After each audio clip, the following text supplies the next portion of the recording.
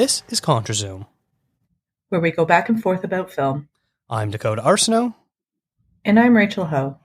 We are back with what was supposed to be our first episode of our 9th season of the show, but due to some scheduling conflicts, namely me throwing everything out of whack, this is now the 2nd episode of our 9th season. So imagine this one came out last week and our Son of a Gun episode came out this week, if you are listening and paying attention to this. So apologies, because Matthew Simpson was supposed to be joining us for the show, but he is unable to do it, but we'll make it up to him and have him on later.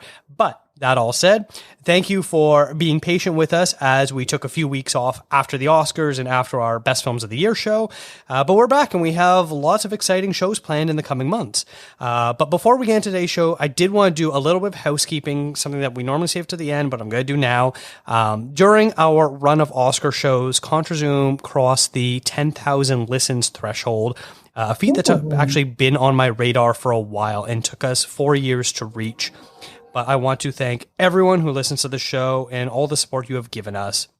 And if you want to help us grow even more, there's a few ways you can help us out. First, make sure you're subscribed on whatever platform you use, so that way you get the episodes as soon as they drop.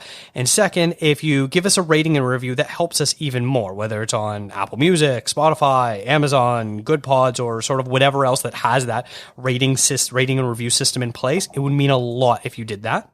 And it truly does help us get more notice and show up on things like charts. And I also really want to thank That Shelf, which we've had a tremendous growth spurt ever since we joined up with That Shelf late last year, and their support has been immeasurable. Well, actually, it has been measurable in this form of a lot more listeners, a lot more people checking us out. So thank you for the measurable difference, That Shelf. Really appreciate that whole crew. Lastly, if you really want to support the show, there is a link on every episode. You can go directly to contrazoompod.com on the homepage or in the show notes, and you can donate to us via our Coffee account. Any little bit counts. It helps with covering things like web hosting, back-end costs, and other various expenses that spring up. We're hoping down the line to set up a Patreon once we feel that there'll be something that is worth it to both the listeners and to Rachel and I ourselves. Now that all that silly stuff is out of the way, let's get to talking movies. Over the last week, well, really 2 weeks ago now, I wrote this script before, the Canadian Screen Awards were being handed out trophies celebrating the best in Canadian film, television, and web content. And then on Sunday, April 16th, CBC aired a broadcast ceremony of the awards, and we are here to discuss the winners, losers, nominees in Canadian film in general. So I was really happy with everything I watched Canadian movie-wise this year. I think this was sort of my first year where I really made a concerted effort of trying to watch as much as I can, especially in the festivals. The last couple of years, I really have been like, oh yeah, I'm going to try to watch some more Canadian film. But I feel like this past year was really a concerted effort for me. How was your viewing habits this past year in terms of Canadian content?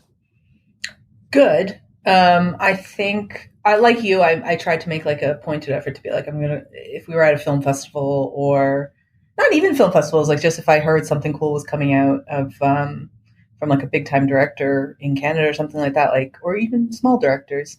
I tried to make a point to go in and watch them.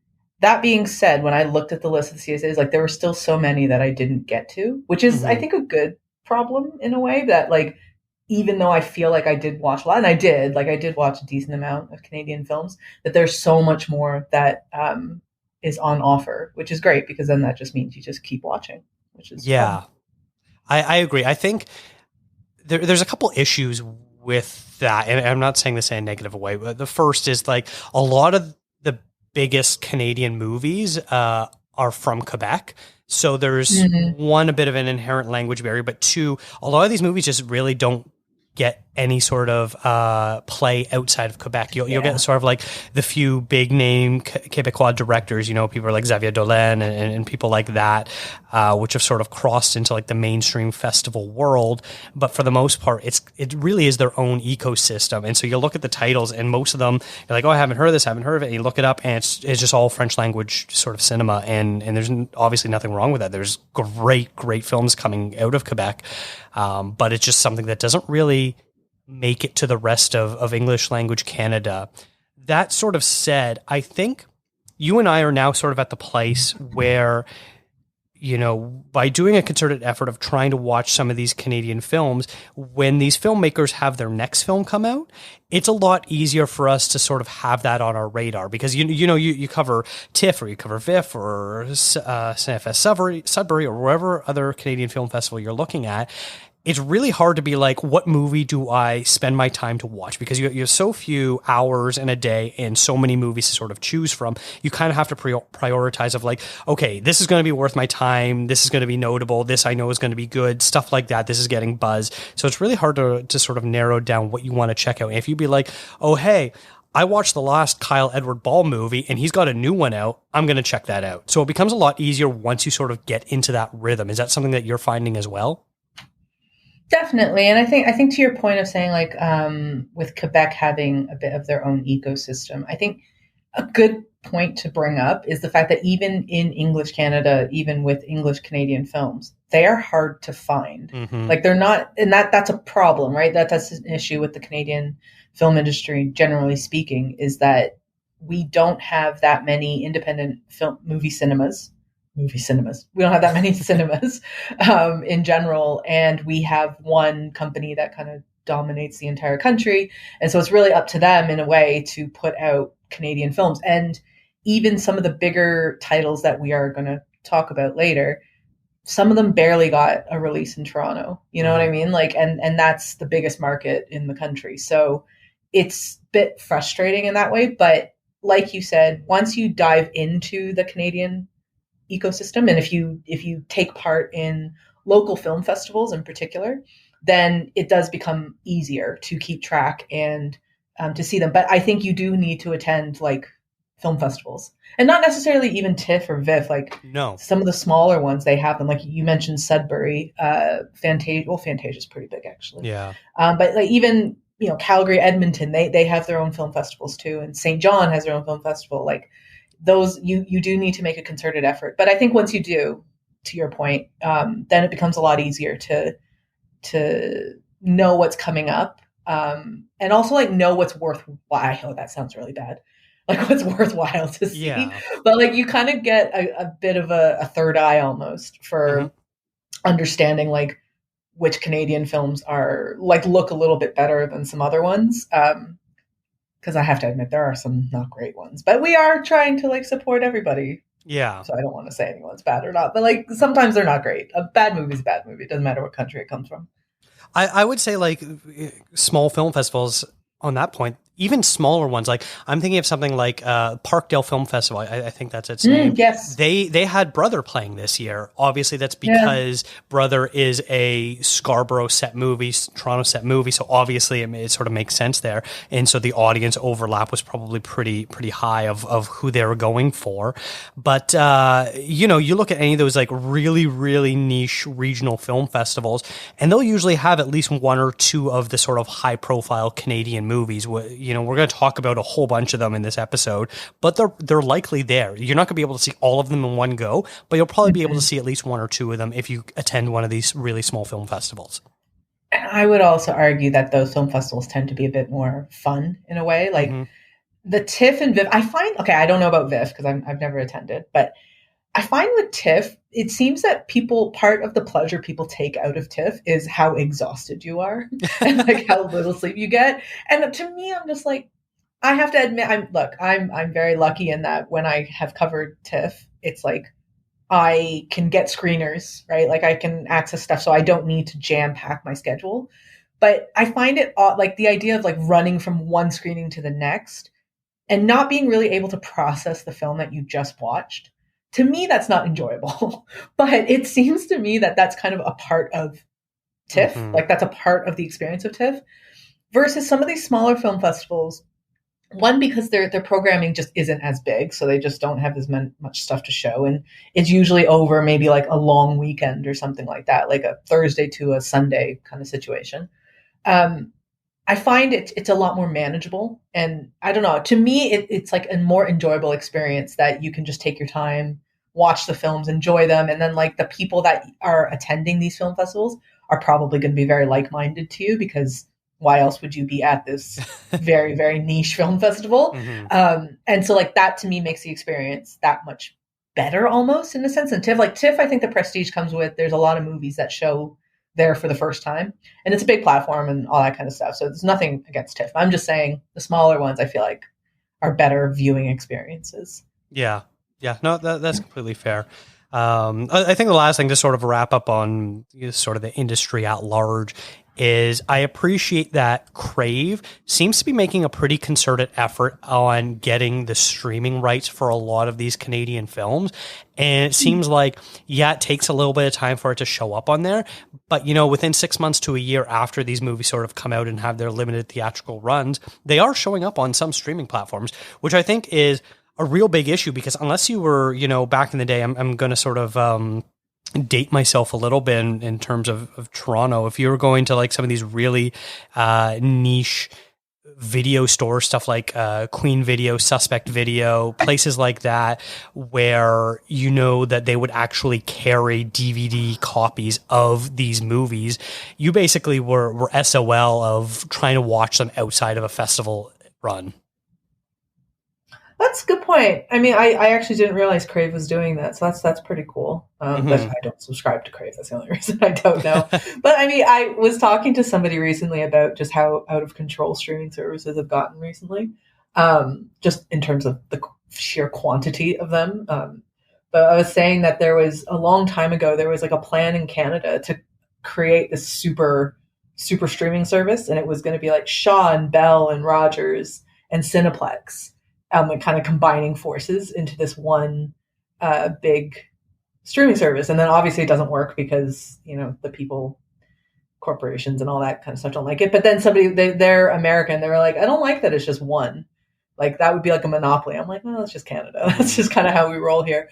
But to me, it was like, if you do have a Canadian streaming service, whether that's CBC Gem or Crave, like I do think it is incumbent upon them, just as I think it's incumbent upon Cineplex, that they should be prioritizing Canadian titles, and whether it's movies or TV shows, because how else are they going to survive if like our own country's distribution system isn't working for them? Like, are they meant to go outside? Like, that doesn't really make any sense. Like if they're going to survive and they're going to do well, it has to start in Canada. And if Bell being Bell, I mean, they have tons of resources that they can do that. So it's nice to hear that they're doing that. I wish Cineplex would do the same. Yeah. I think it also kind of helps that Crave, I believe, is owned by Bell, and Bell is basically the main financier of like Telefilm and stuff like that. So it makes sense that they're like, well, we're already paying for this movie, so we're going to get the rights for it. That's true, actually. We want our money back. That's true. Yeah, I never thought about that. Yeah, there's like that's the thing with Canada, is we don't have that much diversity in terms of options. Yeah. But yeah, it doesn't matter if it's movies, sports, or something else. Either Bell or Rogers are one of the main people that pay for things. Speaking of sports, how'd the Leafs play the other day? So we're going to keep this on topic and not get off too topic, because I don't want to date this episode. Who knows when someone might listen to this. Of course. Yeah, of course. By the time this comes out, Game 3 will have already happened, not just Game 1. Yeah, interesting. But yeah, let's talk about the Canadian Screen Awards. I feel like you and I both kind of saw a lot of. It's funny. I look at my list of Canadian movies I saw. I'm like, oh wow, I saw lots of movies, and then the ones that were actually nominated for CSAs, I think maybe only like 10 of them out of the 17 Canadian movies I watched.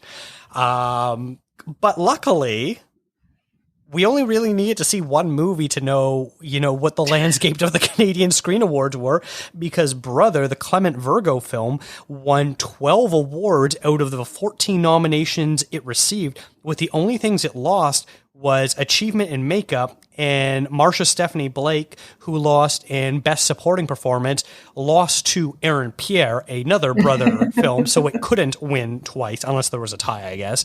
So I didn't count how many categories they were, but like it basically walked away with like 75% of the awards. It was absolutely dominant, and I believe this is the most winningest Canadian film in the CSA / Gemini history.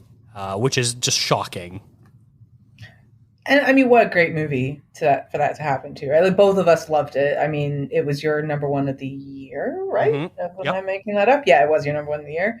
And I loved it too. Like I can't remember where it fell on my list. I feel like it was like a top 5 thing, but I'm really happy that movie did so well. Like I remember watching it at TIFF, and I watched it at like 10 in the morning. This was actually a press screening. I remember now. I saw it with like 2 other people in the theater, but it was just so emotional. And I remember when I came out of that movie, and there was like every now and then, if you do a press screening, sometimes when you come out of the movie, there's publicists asking you what you think of the movie, which I don't really like, if I'm honest. But there were a couple of them right outside the theater, and they go, "How'd you like?" And I looked at them, I go, "I'm really sorry. I just can't talk right now." I was just so. I was just like, "I'm really sorry. Like I can't speak about this movie at the moment." And they just kind of laughed and went, "We get it." Like they obviously watched it as well. But yeah, and then I watched it again in TIFF. Like I actually did go get a ticket to watch it during the festival. But I love it. I think it's such an incredible movie, and I'm really happy that it did that well. I don't know if I was expecting it to do that well. I thought it might be a bit more scattered, because there was a lot of love for like Riceboy Sleeps, and Falcon Lake also had like that was nominated for quite a bit. Mm-hmm. So I thought maybe it would be a bit more spread out, but yeah, no, the voters were decidedly with Brother. Yeah, I'm absolutely shocked. Like it wouldn't have surprised me if, you know, it won Best Director in Film and Supporting Performance, and then like maybe something else. But like the fact that it won 12 awards is just absolute insanity. And it's just like, go through it. It's like, and it's the screenplay and it's the costumes and all this sort of stuff. And it's sort of interesting looking at like Canadian film as a whole, whereas like you look at the Oscars and stuff like costume design and you're like, oh yeah, it's all, you know, the period piece, you know, what Renaissance, Victorian era sort of costumes are they doing, whereas this, they actually sort of acknowledge contemporary set films, and that's mostly because there isn't a lot of period pieces to really make up a group of nominees. But yeah, right from the, you know, the opening scene of Brother, I saw it during the Vancouver Film Festival. I saw it in a screening, and Clement Virgo was there, and also so was the writer David Chiandri, I believe is his name. And like from that opening scene of like the 2 brothers at this base of a power line tower, and you just sort of like hear the electricity just roaring through it, and you're just like, oh, you're in for something interesting and unique here. And just the whole movie just completely blew me away. And my whole goal this year was, you know, championing Aaron Pierre as the best performance of the year. And I was so happy that he won. That was basically the one thing I wanted. I was like, Aaron Pierre needs some sort of recognition, some award for this performance. He was so good. I like it. I'll bring it back to the opening scene. He said, tremendous opening scene. Like what a way to start a movie. Absolutely incredible. But I agree with you. Aaron Pierre, I came out of that watching Brother being like, who is this guy? Like, and how have I not seen it? And then I looked him up, and turns out like he had done some stage stuff in London, and he was in Underground Railroad. Yeah. And that was like kind of his big thing that he had done. Oh, he was in that M. Night Shyamalan movie. The one on the beach. Oh yeah, Old, right? Old, yeah. So I'm not a big M. Night person, so I actually haven't seen that. But I was like, oh, like, okay, so he's done a few things, but this was definitely, it's funny to say it's like a breakout for him, because like the rest of the world hasn't really seen it, you know, like to us, it's his breakout because it's in Canada, but like this didn't get, Brother never got distribution in the States, so they haven't seen it. And I don't think elsewhere in the world it's picked up either. But then you realize like he got cast in Blade, which I don't know when they're going to do that. But he wrapped a Malcolm X movie, which I think is going to be incredible. Like, and I saw him wearing, like, actually at the awards, he was wearing Malcolm X-esque glasses. And I was sure they like, oh, he's going to be so good in that. Like, I can't wait for that movie whenever it comes out. It's going to be amazing. Yeah, he's definitely going to be the type of person that's going to have a big indie hit in the next year or two, and everyone's going to be like, who is this guy? Where is he from? And you and I are going to be sitting there in the corner being like, go watch Brother. Absolutely. Yeah, that's actually going to be like, that's a great point though. Like whenever they do get Blade, and whenever that actually happens, like that'll probably be his big thing to like quote unquote mainstream audiences, right? And that'll be one where people watch it, undoubtedly will see it and go, who is this guy, like you said? And they're going to go look him up on Wiki and be like, what is this movie, brother? And then they're going to go watch it because he's genuinely so incredible in this movie. Like, I actually didn't realize when we're watching it, coming back and like look, I'm like, oh, he's British. Like, that kind of threw me. It's like, oh, he's British. Like, that's incredible. He's so good, though. He's very, very good. And he actually has a bit of a history with Canada. So when he was younger, I believe he did come to Toronto for some like theater classes or something like that. Oh, interesting. So he does have a bit of a tie to Toronto specifically, which I thought was kind of neat, given the movie is very, very Toronto/Scarborough specific. Mm-hmm. Yeah.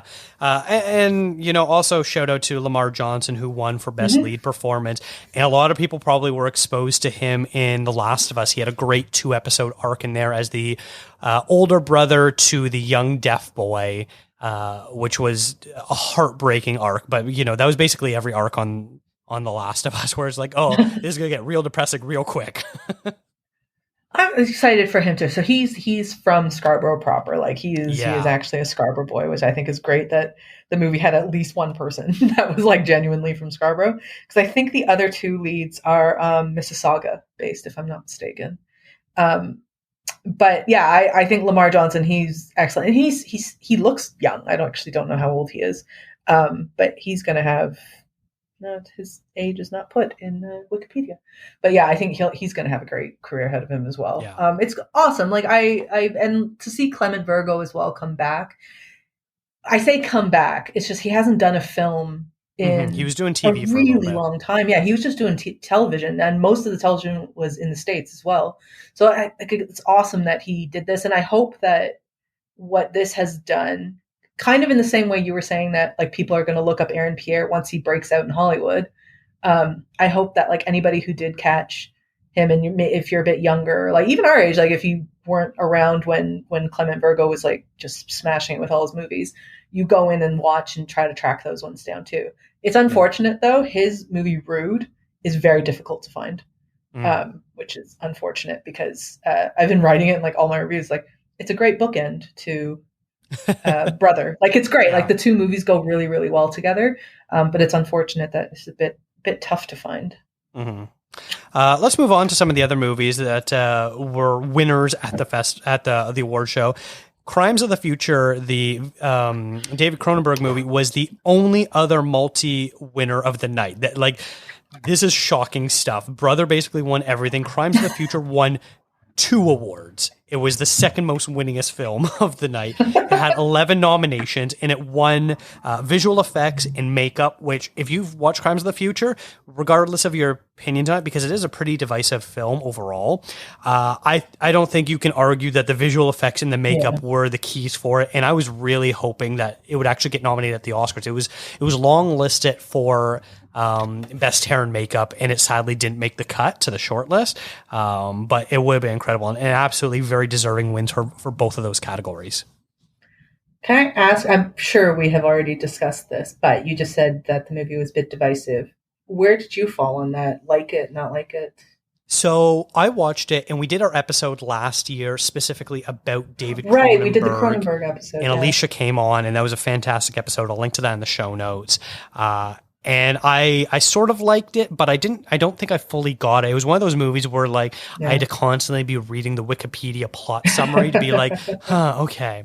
I rewatched it. Oh, did you? Okay. Loved it. Loved this movie. It was incredible. And I'm calling it top tier Cronenberg. Yeah. Serious? Top tier Cronenberg. Yeah. Okay, I'm gonna watch it again. I've only watched it the one time. I haven't watched it since. I think the key for me was understanding it's kind of a comedy. You watch it, and I sort of really appreciated the satirizing that they were doing of the art world, which, you know, is sort of, you know, great thing for David Cronenberg to do because he's sort of been this outsider in the art world for so long, and he makes these really artsy movies. And I think he's got a great ability to be like, hey, all these things that you think I am, I'm just going to make fun of you for thinking of me this way. And anyways, so like, I don't know. It was great. I loved all the performances in it. I thought it was really funny. I got Steph to watch it with me, and she actually quite liked it too. And I was a little unsure how it was going to be, but we both really enjoyed it. And I think it's top 3 Cronenberg for me now. I haven't seen everything, but it's like Crash is still my number 1, but it's right up there. Okay, that's real. I'm not that hot on Crimes of the Future. I don't dislike it. It's just like I was kind of like, all right. Like there's also the idea of too, similar to Clement Virgo, Cronenberg hasn't really come out with a movie in a little while. Mm-hmm. So it was very exciting to be like, oh, he's coming out, and not just with a movie again, but like a body horror movie. With that he hasn't done in ages. So I was really excited for that. And then I watched it and I was like, yeah, all right. Like I kind of see where you're going with this, but I just didn't really think. But maybe I'll watch it again. I'm surprised you rewatched it because you're not a rewatcher, but I'll go watch it again. And it was basically a year since I had seen it, and I kind of forgot it because it came out at the beginning of last year, didn't it? It was like May or something like that, right? Yeah. Okay, I'll watch it again. I'm always down to give Cronenberg because I actually just watched Dead Ringers again the other day. Have you seen Dead Ringers? No, that's been high up on my list because I'm curious about the TV show. And that's why I was watching it. Yeah. I was just trying to remind me. I haven't seen that Dead Ringers in a while. It's such a good movie. I think it's that's probably the last big movie of his I haven't seen. Oh, it's fantastic. Yeah. I think Existence is my favorite still. Interesting. That's another one I haven't seen. Okay. I love that movie. I like. So weird, but I do really like it, but it's so weird. But anyways. Yeah. We joked about doing another episode on Cronenberg, and I think down the line we're probably going to have to. Yeah, maybe absolutely. doing like a top 5 Cronenberg. Oh man. I love Cronenberg so much. Like he's it's funny to me, like as the years go by with Cronenberg is like we start to really appreciate. I think people have always appreciated Cronenberg, like even when like Clement Virgo was coming up with Mina Shum and Patricia Rosemma, it's like they all still look to Cronenberg because Cronenberg was one of the first kind of big movers in Canada. So like, and that was back in the 80s and 90s. But I feel like he's kind of got, as the years have gone by, it's just like people just look at him as almost like a god of Canadian cinema. And like the thing I appreciate with him though is that he's always stayed in Canada. Not always, I shouldn't say always. He has gone to the States to do stuff in Hollywood. But like a lot of his big movies can be considered Canadian movies because he does fund them in Canada, do them. And that's no disrespect to the Turning Reds and the Women Talkings of the world. Because I understand why you have to go to the States sometimes for these movies. But I respect Cronenberg a lot for just being like, I'm going to stick here and do the movies here. And Patricia Rosemma is another one who she has kind of made a very big effort to stay in Canada. Yeah. Yeah.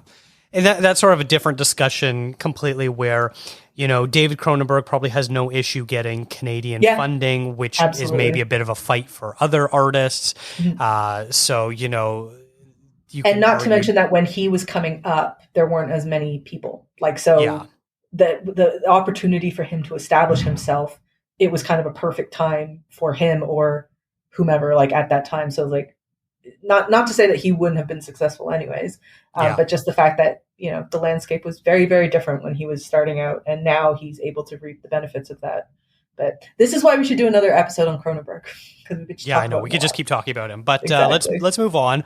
And then there were 3 movies that I kind of want to highlight that each won award that were sort of the big ones. The big other movies of the year they're hitting all the festival circuits. So I Like Movies won Best Editing, Riceboy Sleeps won Original Screenplay, and Viking won Cinematography.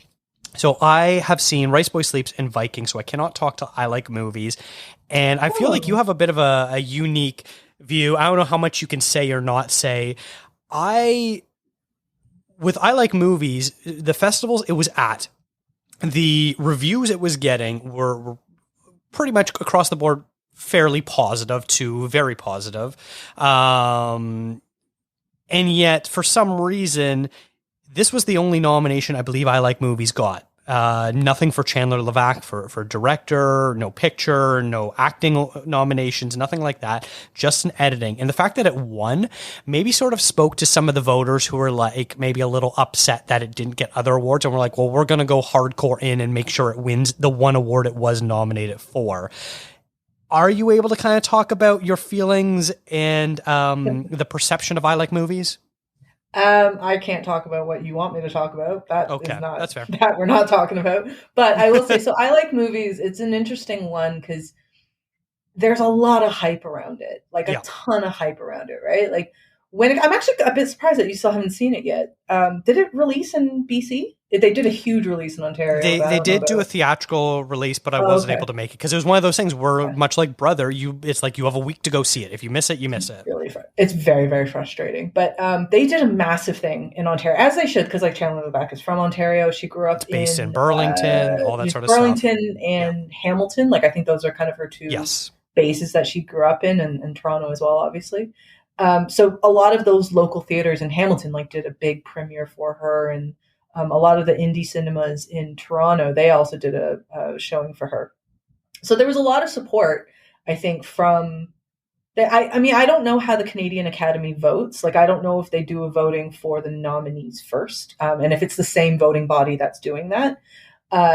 But I was surprised that it didn't get nominated for more because, again, just you hear so much about this movie.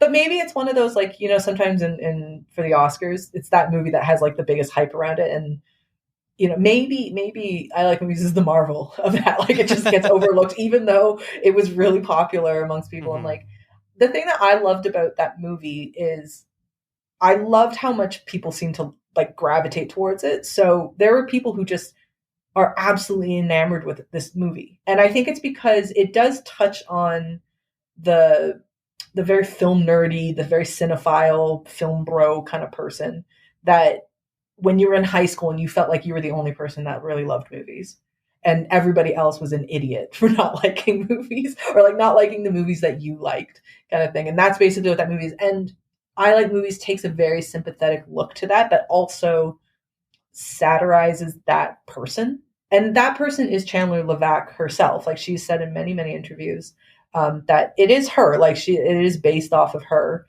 in a very semi-autobiographical way.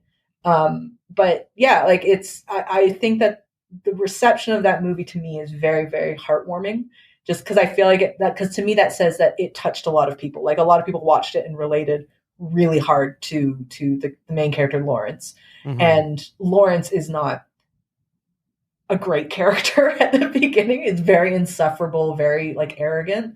But it's kind of an interesting thing that, especially when you're older, like in your 20s or your 30s, and you look back on who you were as a kid in high school, it's like we were like, oh man, we were really annoying. Like, yeah, we were just insufferable jerks to everybody. But there's something kind of nice, like kind of maybe a bit cathartic about seeing that play out on screen and being a bit older and looking back on it. So I love that. For me, like I did enjoy the movie. I did like it. I can't say that I loved it as much as everybody else seemed to the point that it almost looked like I didn't like it. But I'm like, no, I really liked the movie. I just wasn't as obsessed with it as a lot of other people were. But I think it's great. And I think no matter what you feel about kind of the movie, you can definitely see that like Chandler is a talented director and she's going to go on and do some great things after this. Yeah, I am very much looking forward to seeing it and hope to see it soon. I'm curious to see what you think about that. Actually, like I think you'll like it. I think it'll be another one that you really like. It sounds like it's up my alley. Mm-hmm, mm-hmm. Yeah, and it's got a lot of like Ontario suburbia in there. Yeah, which is what my childhood was. I was born in Oakville. I lived briefly in Burlington, so you know I know that area.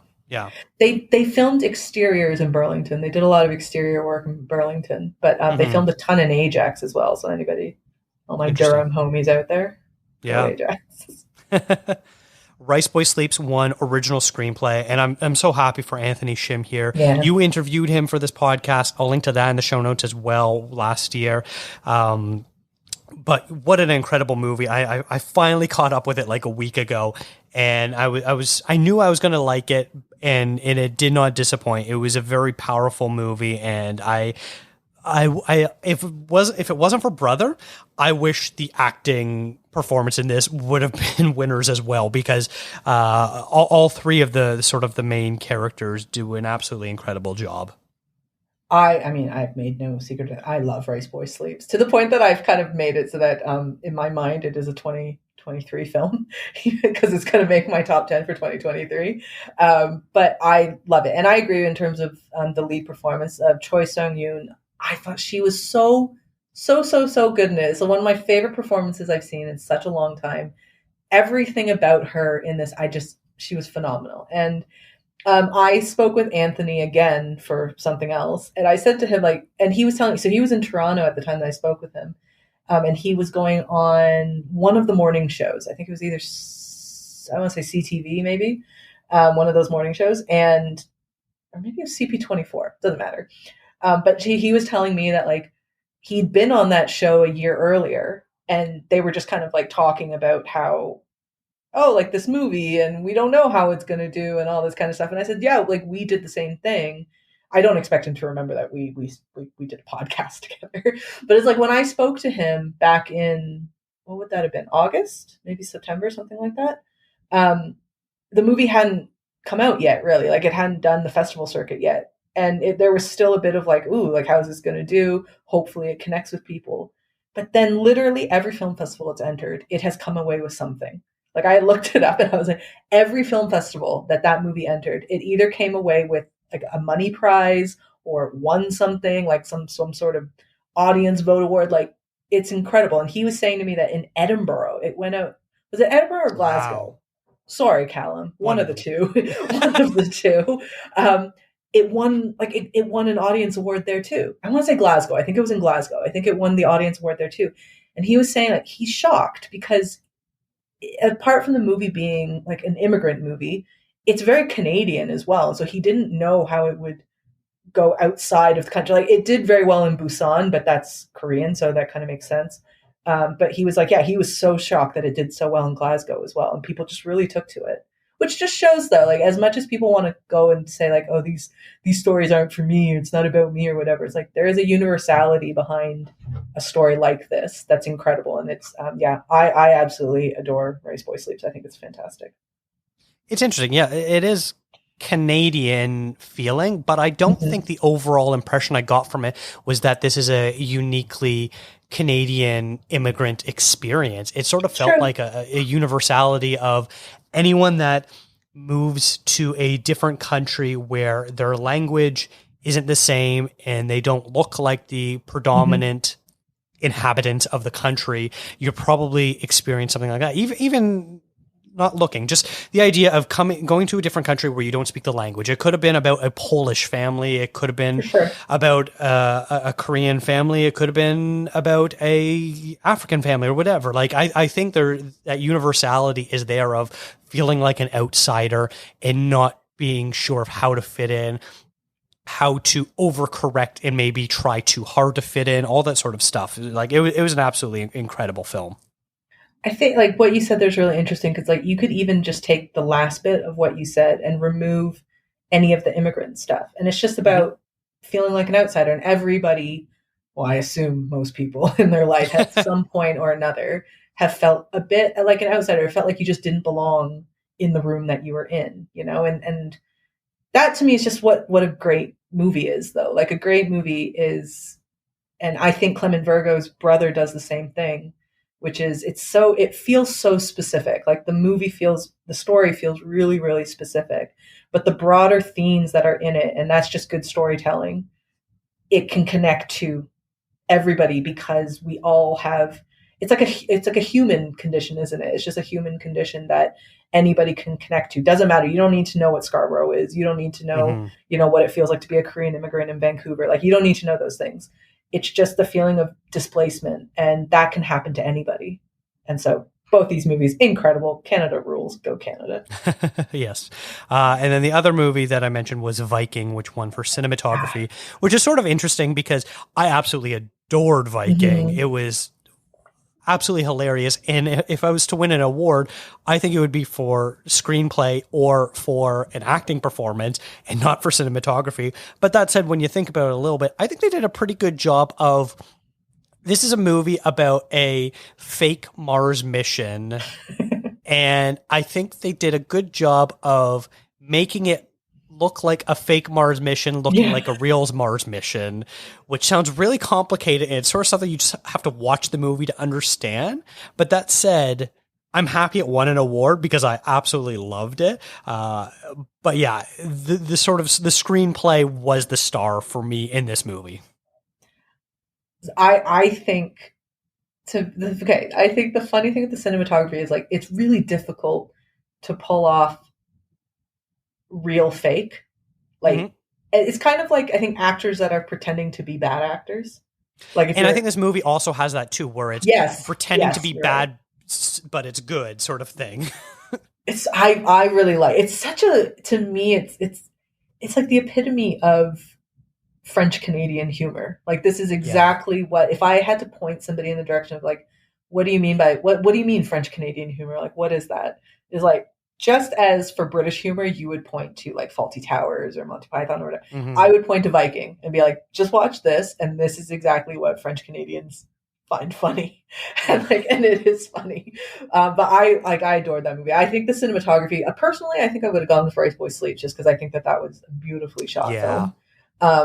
But or Brother, yeah, brother wasn't even nominated, was it? No, it wasn't even nominated, which is shocking because the cinematography is gorgeous in that movie.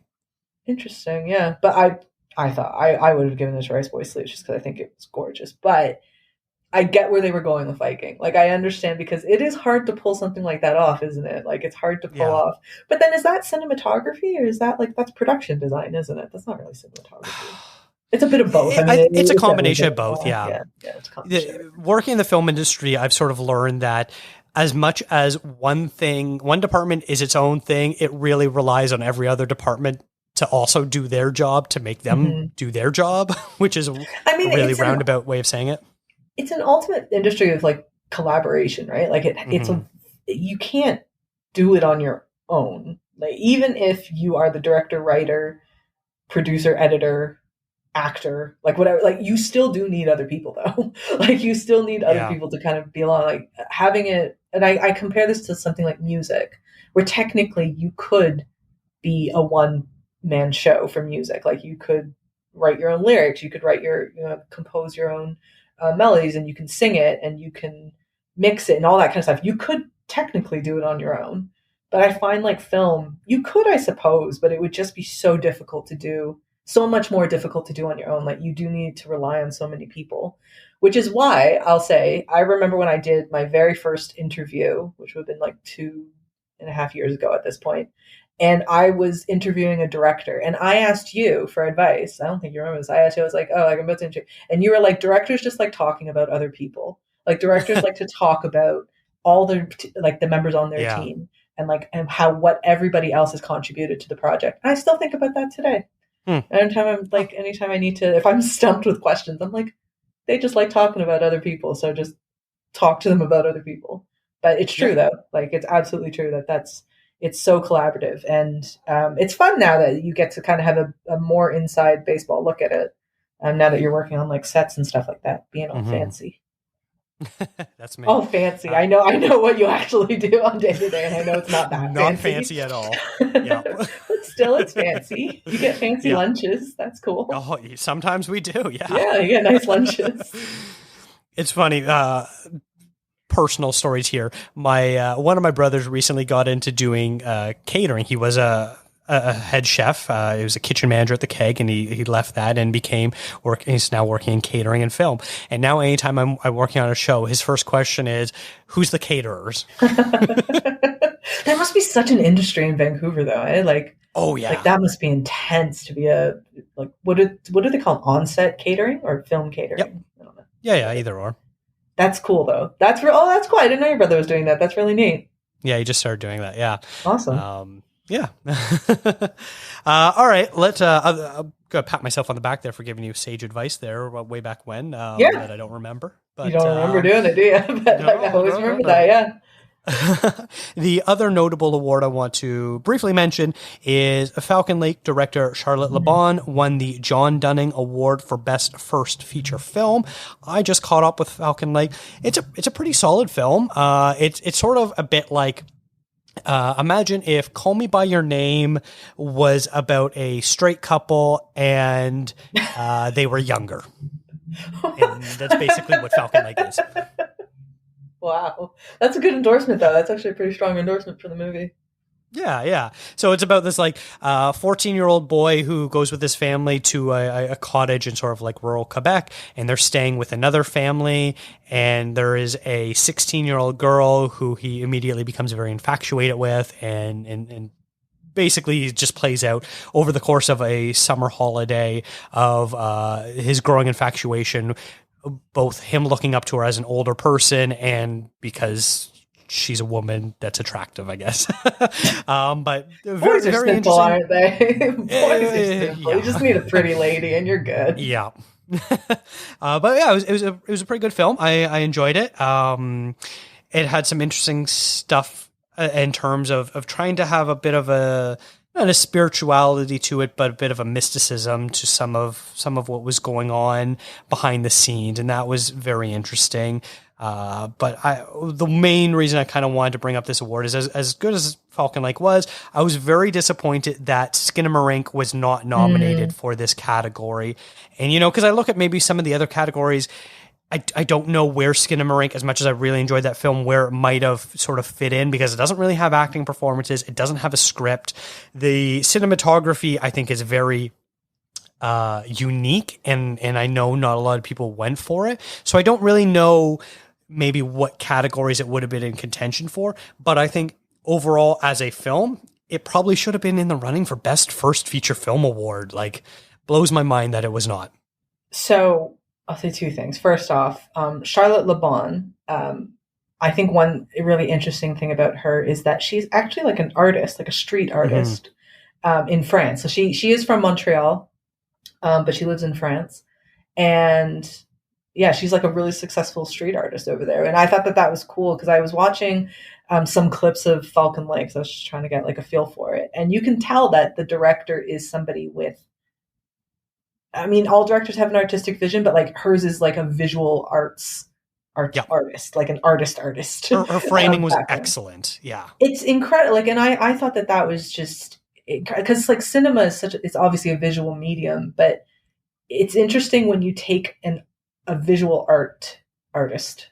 What do they call it? Just a visual artist? Is that what you would call them? But you know what I mean? Like those artists, you use them, and it's like they have just a different eye. Like, it's a different way of filming, and it's a different way of looking at a single shot and things like that. And I found that really incredible. So I thought it was cool that she won this award. In terms of Skinamarink, I'll be honest, even though I have been very heavily invested in that movie, it didn't occur to me that it could have been nominated for a CSA. Like, I don't know why I didn't think about it in terms of that. And maybe that has something to do with like that ever endless argument and debate about genre cinema not really fitting into award shows. And even though we were talking about Viking being like a comedy made it into the CSA, but it's the kind of comedy that I would expect to get critically. Like I don't know when Goon came out. Like, did that make it into the CSAs? I'm not sure. But like, there are certain movies that don't feel like award show movies, and kind of Skinamarink kind of fit that bill for me. But then when I took a step back, because I think you were the one who mentioned like, oh, Skinamarink could be, I was like, oh yeah, it should be, because I think the cinematography is actually really clever. Even though you said like not a lot of people went for it. Like, to me, it was going after a dream. And I don't know about you, but when I dream, like, there's times that I'm dreaming and I only see like a bit of whatever it is I'm looking at in the dream.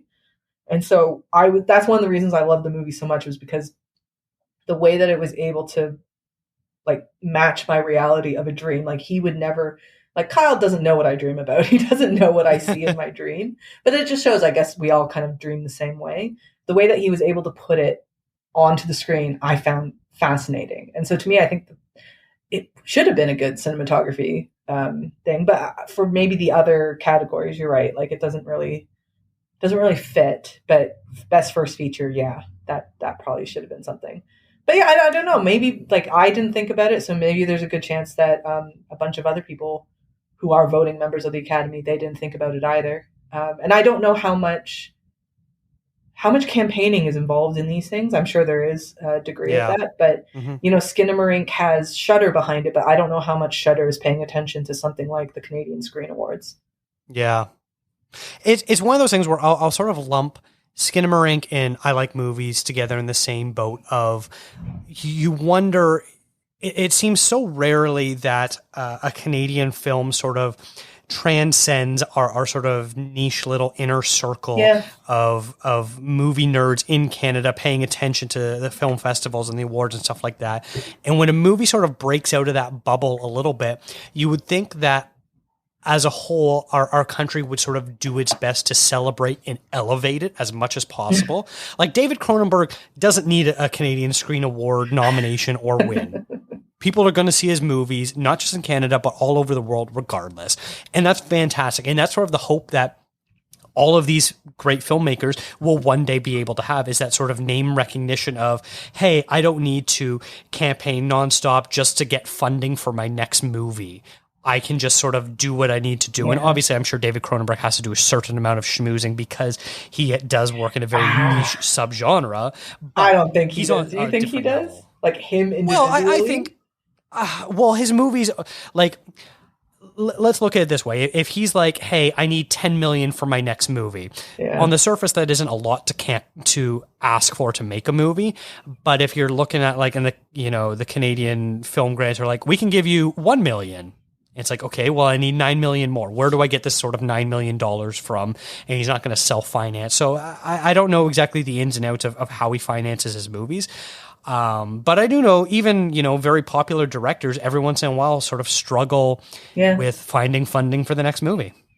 I mean, even Chris Nolan, he doesn't struggle. He just must get a blank check. But yeah, I see what you mean though. Yeah.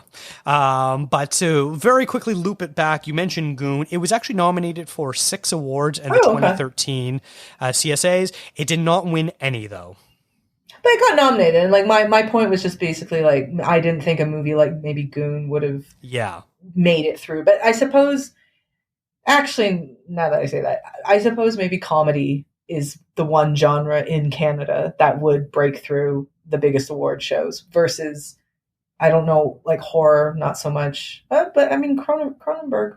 We have a huge history of horror, Ginger Snaps, David Cronenberg, stuff like that, So I don't know. You're right. I'm just making excuses for Skinamirink. I guess maybe it does come down to just people didn't have it in front of them. Because I could see that where, like Shudder just doesn't see it as being a concern for worth them. An expense for them, Yeah, and so like maybe it just was the fact that people didn't get sent it, but it was a weird movie as well. Like I can understand that even if it did get pushed across to the Academy voters, maybe they watched it and were just like, yeah, that's not for me.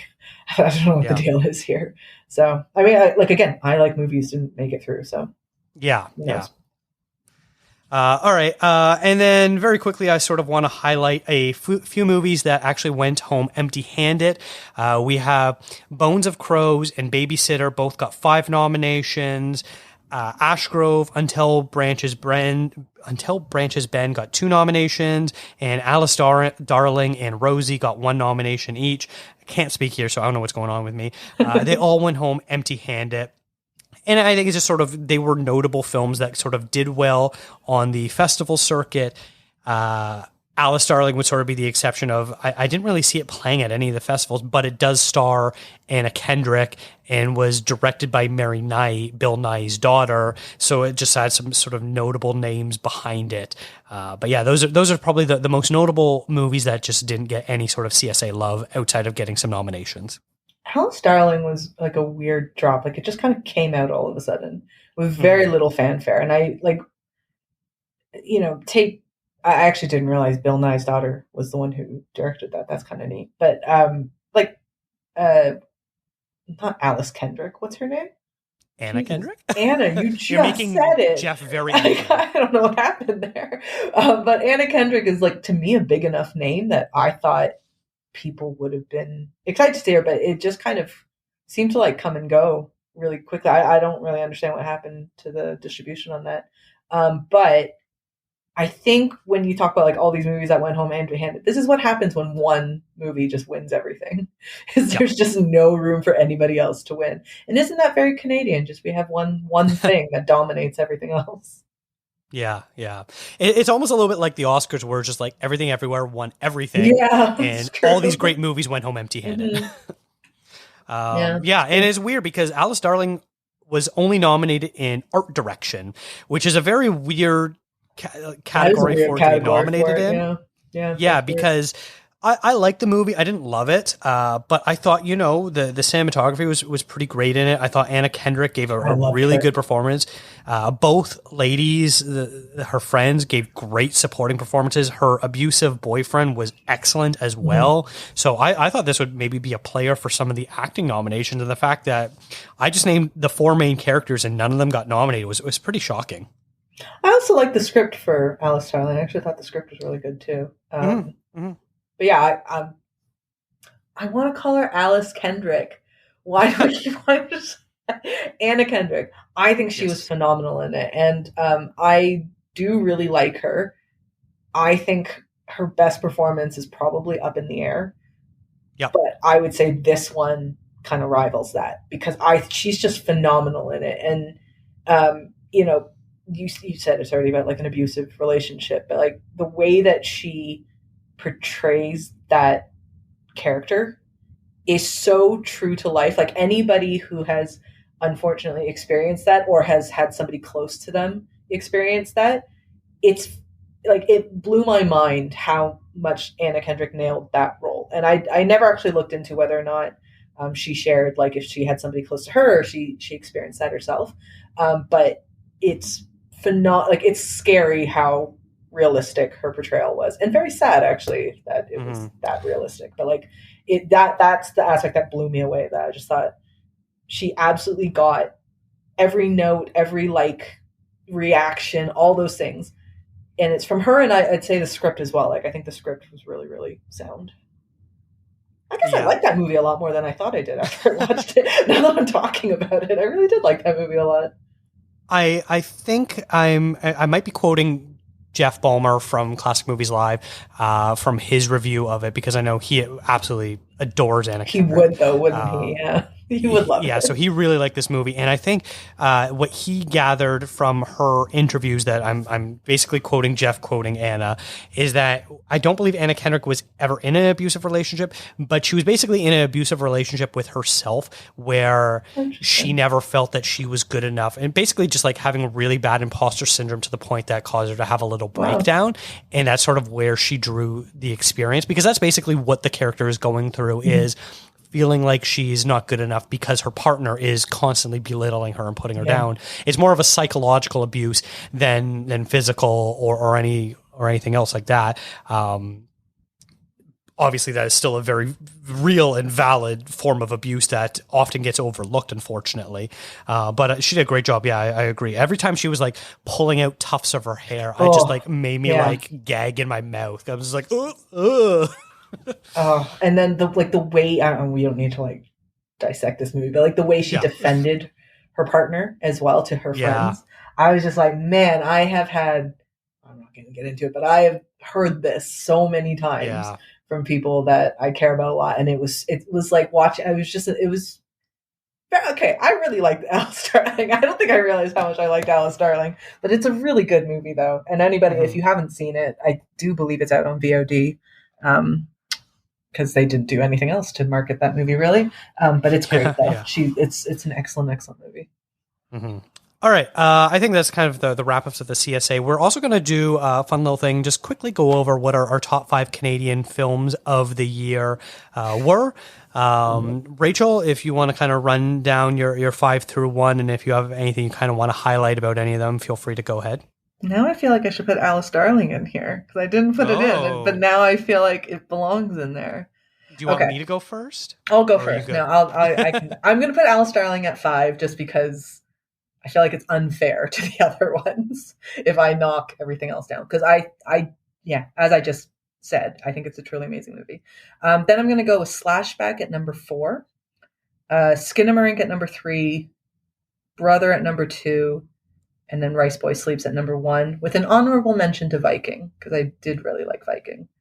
And what I knocked off my list was Ashgrove, so I guess honorable mention to Ashgrove as well.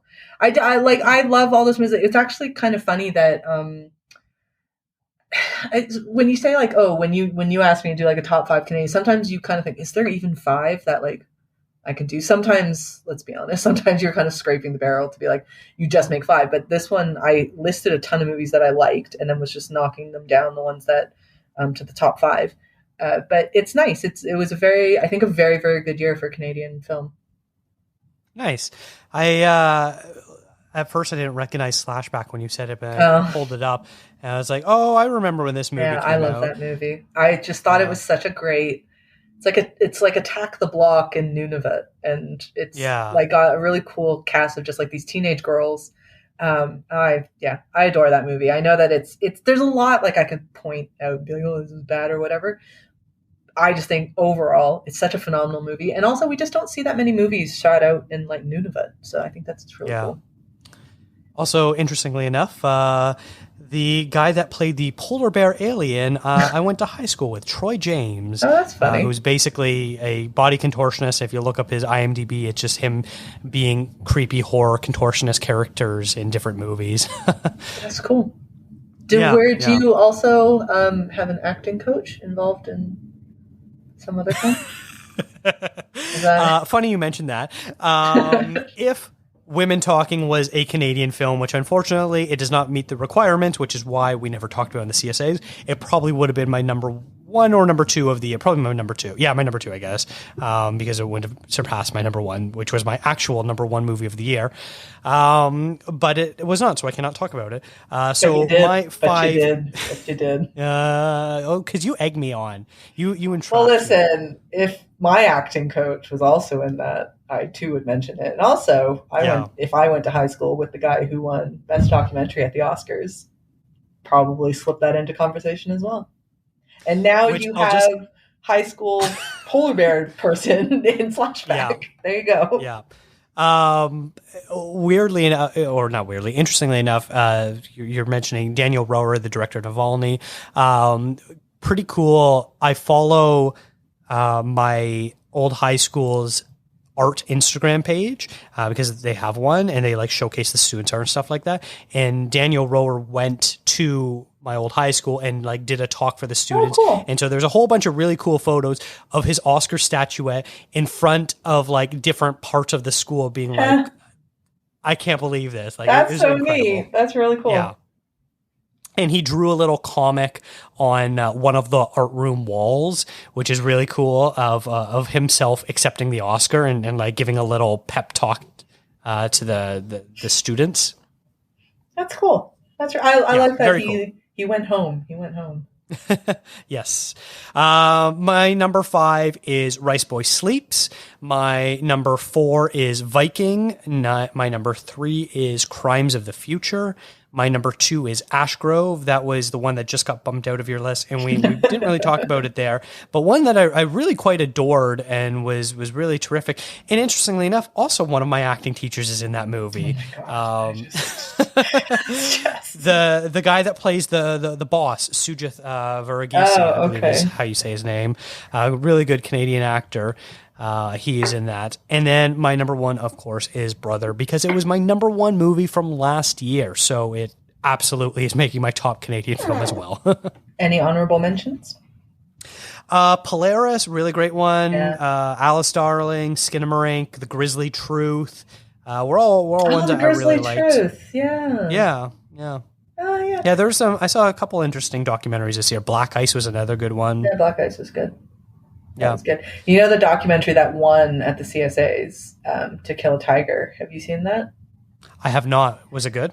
I haven't seen it because I go to watch it and I just can't get myself to bring it. So it's like about a father who is basically trying to avenge his daughter's gang rape in India. Like it's a thing that actually had happened. And it's such a heavy thing. And yeah, because we wanted to get a review for it on the Asian Cut, but it just ended up being like this, because it's such an important story, and it's like we should put it on there.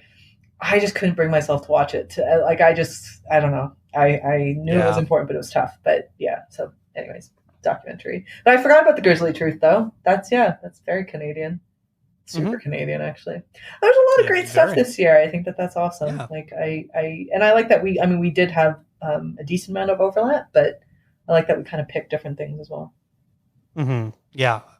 Overall, excellent year for Canadian films. I wish we could do a preview for which ones are coming out, but it's sort of the thing that where you don't really know about them until they start playing. Literally, like you don't know about them until I think when they're announced at a film festival, really. Like that's the only Yeah. time that you really kind of get. Oh, I will say there is one that I saw, and I'm sure it's probably going to get a theatrical. I watched Retrograde, which is a movie that I saw at the Canadian Film Fest, and I believe it premiered in the States at another film festival. So I don't think it's had a theatrical, but I really enjoyed that movie. So if ever that comes out in theater, I would recommend it. It's a good one. Excellent. Awesome.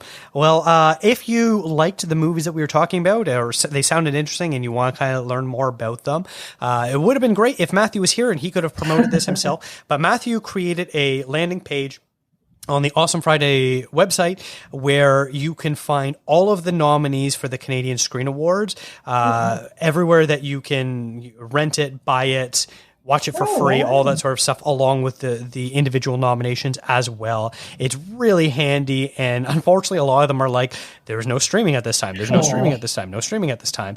But for everything that there is streaming, it is there. I'm going to link to that in the show notes. It's really cool.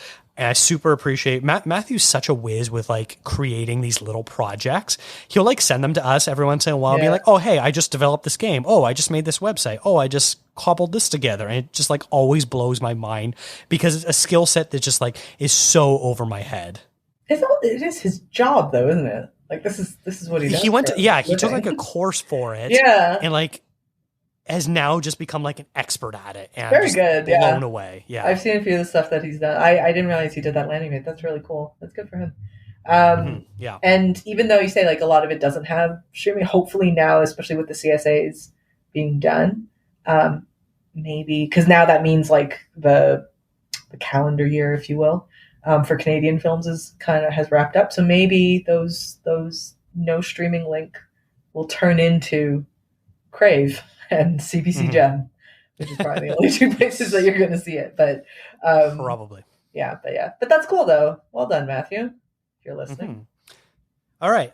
So I think that wraps up the show for us today. Rachel, what have you been working on and where can you be found? As always, it's rachelkh.com and I'm on Twitter at _RachelKH.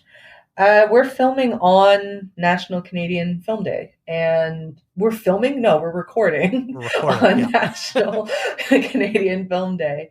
And I wrote an article on Exclaim of five Canadian filmmakers. They're not all debuts because Anthony Shim kind of ruins that because his Riceboy Sleeps is his second movie.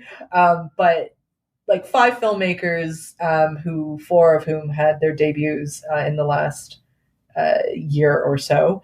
And that is Ethan Ng, Chandler Levac, Charlotte LeBon, Nyla Nuksuk, and Anthony Shim. So yeah, I just wrote a little list for that on Exclaim, and I was very happy with that actually because I think that there's some cool movies in there for people to check out.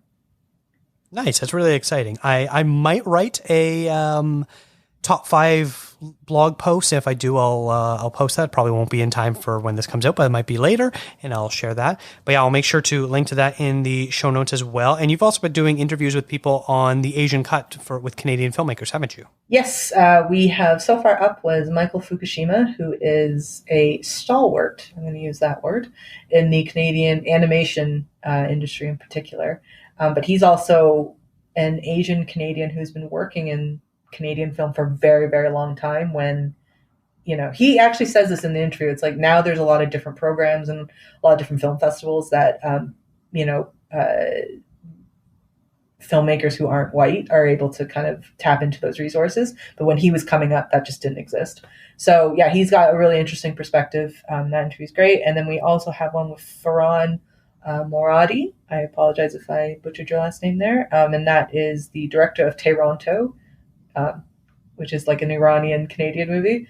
I just really like the title of that. It's Toronto, like it's Tehran. Amazing title. Like, it's so good. A+ title. Yeah. So we all thought it was such a fun title, but then when I was like Googling it, it turns out I think the Iranian community in Toronto has been using this for a lot of different things. So it's not as unique as we think it is, or like as inspired, because it does seem like it's just a term that like Toronto, the Iranian community in Toronto has been using this for a very long time, but we just that makes sense. Yeah, it's not Little Iran, it's Toronto. It's so good. I was like, the first time I saw that title, I'm like, that is the funniest thing I've ever seen. Like, it's brilliant. I love it.